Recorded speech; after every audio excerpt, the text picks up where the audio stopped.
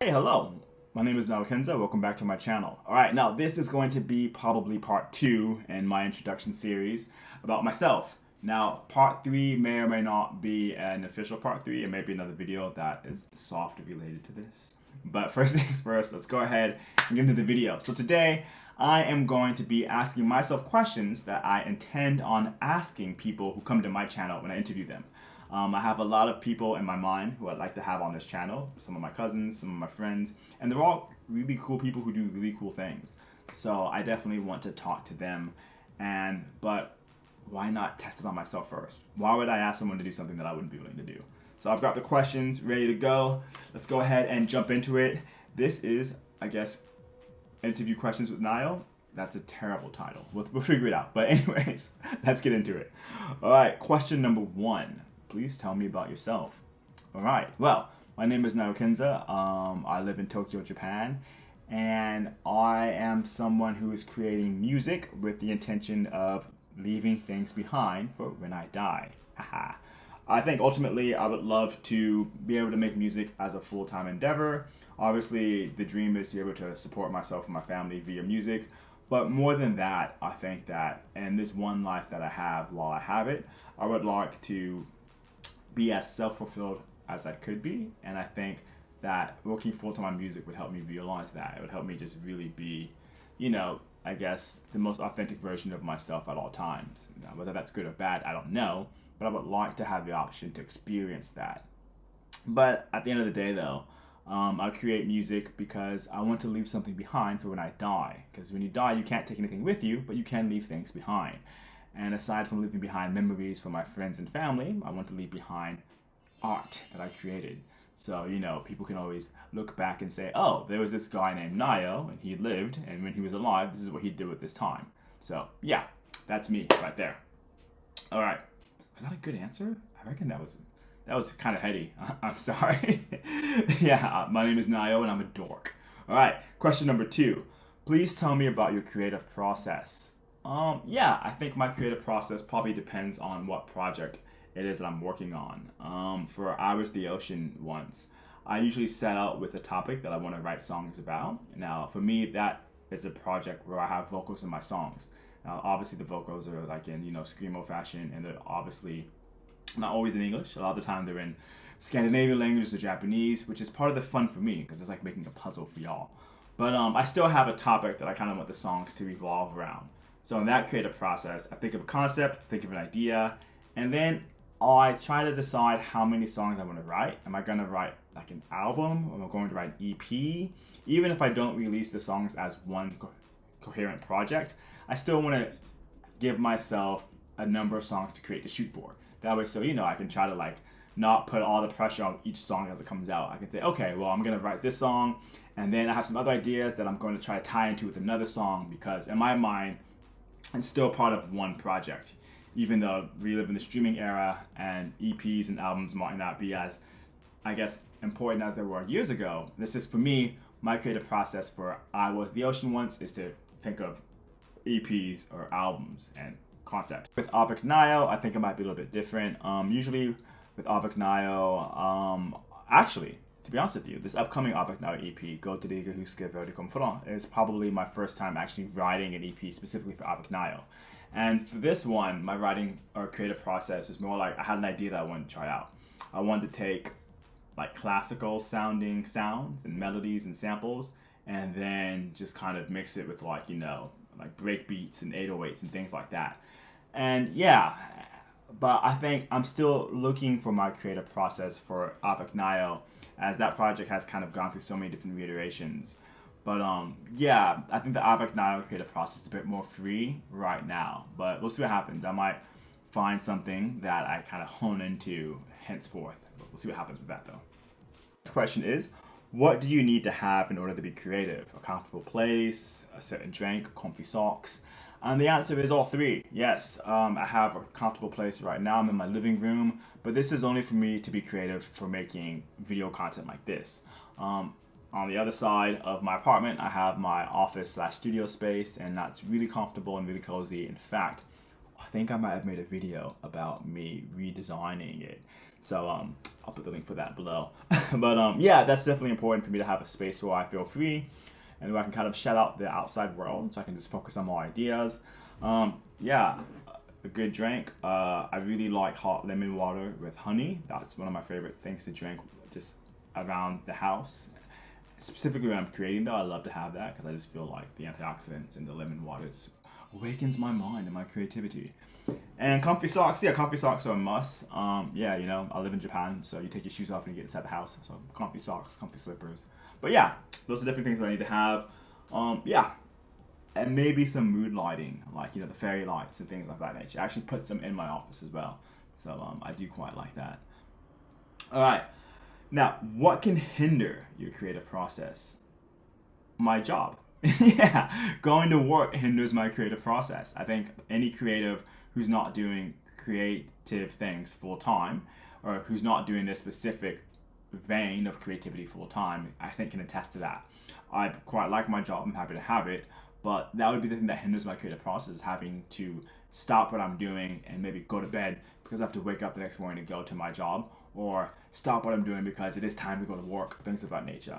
So I think not being able to focus on my creative process 24/7 when I'm in that creative mindset hinders it.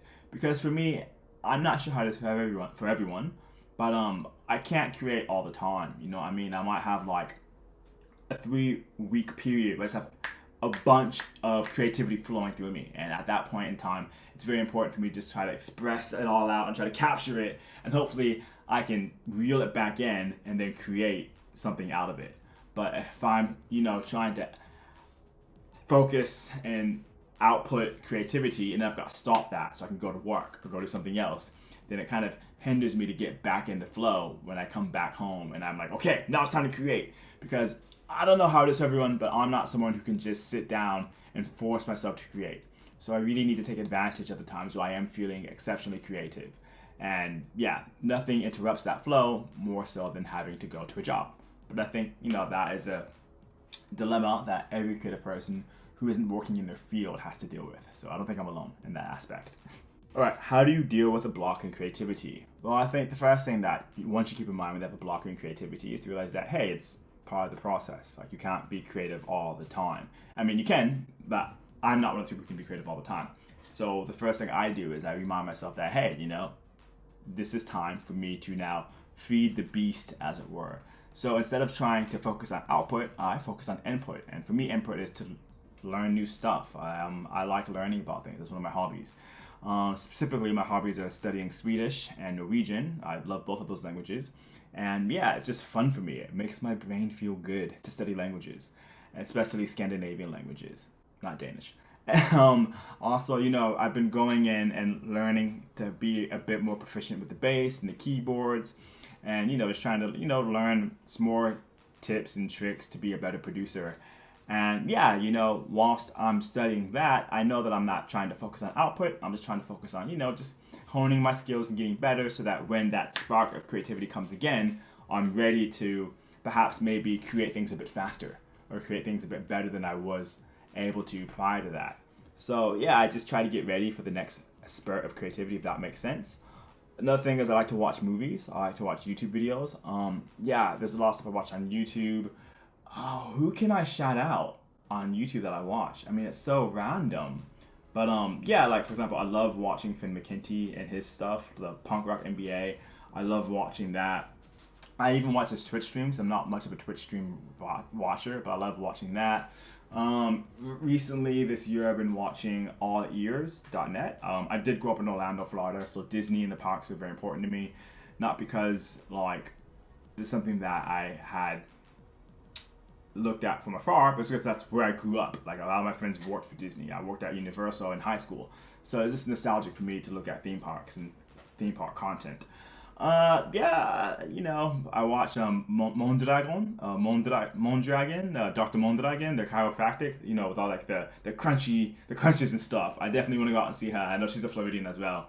So yeah, so just stuff like that, like, you know, try to occupy my brain with new information, you know, so I can kind of keep the self-doubt away. Because if you focus on the block, you can eat yourself alive. You can beat yourself up. You can think, oh, you know, like, obviously I'm not good. Why can't I create right now? And I know the creative process is different for everybody, and especially with social media and hustle culture, especially American hustle culture. It looks like everyone is always, you know, being productive and just steady, endless stream of just knocking things out. And that's not how it is for a lot of people. So, you know, essentially, when I have a block, I just remind myself, this is okay, it happens. I accept the block, and then I try to input things that make my brain feel good. All right. Yeah, last question. What would be your ideal retreat? And I think this is, when I ask this question for people, I'm going to be asking about a creative retreat. Now, the reason why I'm asking this question is because I've never gone on a creative retreat, and I would love to. I think that's the dream. I would love to be able to, you know, jet off somewhere for about 2 weeks and just work on creativity and just work on a project, whether it be an avecnayo project or an I Was the Ocean Once project. I think for me, the certain vibes that I would need for a creative retreat. First thing is, I think I've got to have like a kind of like a woody feel to it. By that I mean I need to be somewhere like in the woods or in the forest, maybe like a glamping situation. Like I would love to be like in a cabin for like about 2 weeks. Now obviously I need Wi-Fi and I need all these creature comforts because I'm not trying to be out there in the woods camping hardcore whilst trying to like produce stuff. That's just not who I am. So I would love to, like, you know, I don't know, like some kind of Fort Wilderness Lodge. No, not Fort Wilderness Lodge, but like a Fort Wilderness campsite vibe, but like not in Disney. But like, you know, maybe right now I live in Tokyo, go somewhere to like Chichibu, or go somewhere to like, you know, Hakuba for like, you know, about 2 weeks and just, you know, be out there in nature and be able to like, you know, see nature from my window, but still have like Wi-Fi and running water and food inside my house so I can just be inspired but also be comfortable enough to create. I have another recurring fantasy of just going down to New Zealand for like 3 weeks to create, like, you know, popping off to Wellington or going off to Queenstown, like on the South Island, to just be away from it all at the end of the world, or in my opinion, the edge of the world, because New Zealand is like the edge of the map. But just go someplace really far to, you know, rediscover who I am, but at the same time, create in that setting. I think that would be amazing. So yeah, my ideal retreat would be someplace in the woods, someplace remote with creature comforts, and then yeah, someplace where I can just kind of get lost in who I am and lost in nature. All right, guys, well, that's it. Those are the questions that I'm going to be asking my guests when they come on the channel, and then I'll hopefully be asking some other questions in a different video format. But yeah, I hope you liked this. I hope you enjoyed it. I hope that this video and the video before this gave you some insight into who I am as a person, and hopefully it has made you want to watch more content or listen to my music. Once again, I will have links for I Was the Ocean Once down below. And this is my avecnayo content channel, so if you'd like to listen to that, there are heaps of videos on this channel that you can go ahead and check out. And once again, if you don't like my music, but you just want to come and watch me talk or watch me talk about things and embarrass myself on YouTube, that's fine as well. All right, thank you very much, and I'll see you next time. Bye-bye. Oh, like and subscribe, please. That would mean a lot. Yeah, just subscribe, give me a thumbs up, and send me some comments. I'd love to hear from you, especially if you're someone who just wants to watch me talk about myself on YouTube or interview my friends and family. That'd be great. All right, thank you very much. I'll see you later.